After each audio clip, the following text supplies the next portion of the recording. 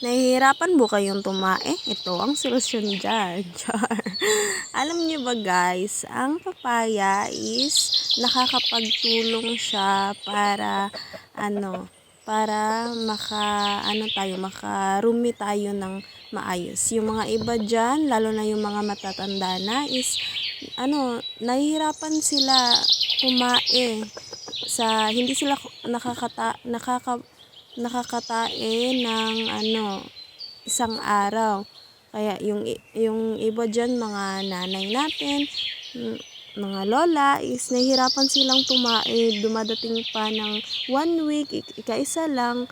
Then, ang sabi naman ng doktor is kapag hindi ka nakakapagtae ng 1 day, 1 to 3 days or mahaba pa na hindi ka nakakatae is bawal yan kasi may mga may mga bad na makukuha sa ating katawan. So ito ang number 1 na paraan para masolusyonan ang ating problema. At isa pa, ang papaya is nakakaganda ng ating skin. At saka, napakasarap naman ito kaya hindi mahirap kainin. Yan.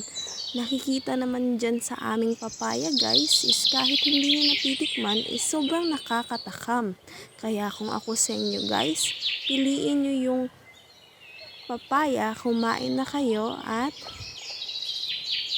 swear na may makukuha talaga kayong good health benefits sa inyong katawan. Ayan. Alam niyo ba guys na ang sarap niyan kainin with suka and asin. Ayan. Kahit yan. At ayan pa. Ready to eat na talaga ang papaya with dyan. Ang sarap ng papaya guys. Marami itong mga vitamins. Lalo na sa ating mga kababaihan. Masarap itong papaya sa ating guys. Tsaka dito sa probinsya namin is marami talagang papaya. Napakasarap po.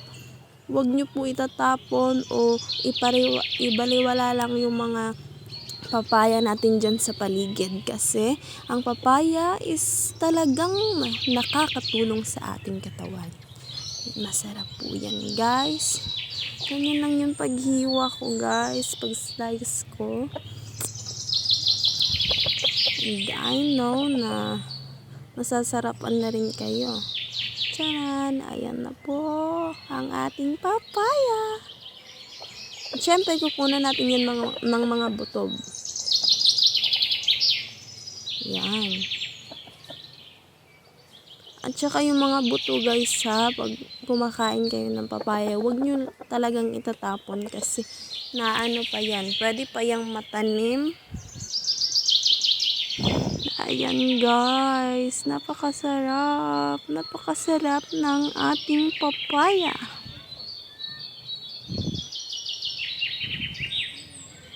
Yung nanay ko nga, hindi siya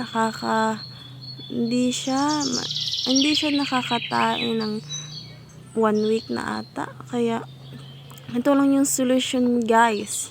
Papaya. At hindi ka talaga magsasawang kainin to guys.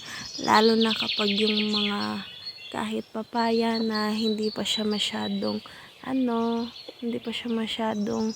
ganyan ka Pero ito guys is lalo na sa mga baby po. Good din po ito sa mga baby, yung mga para yung mga nahihirapan magtae. Ayan po guys, ang sarap ng papaya. Papaya ng bahay namin. Ayan. Napakasarap ng aming papaya. So, yan lang po sa ngayon. Don't forget to like and subscribe our YouTube channel and click the notification bell para updated ka sa lahat ng video.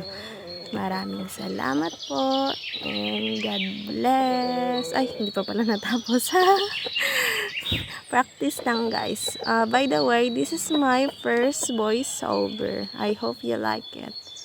Kahit hindi pa masyadong marunong guys. Ayan. At ready na ito is-serve sa ating kapamilya.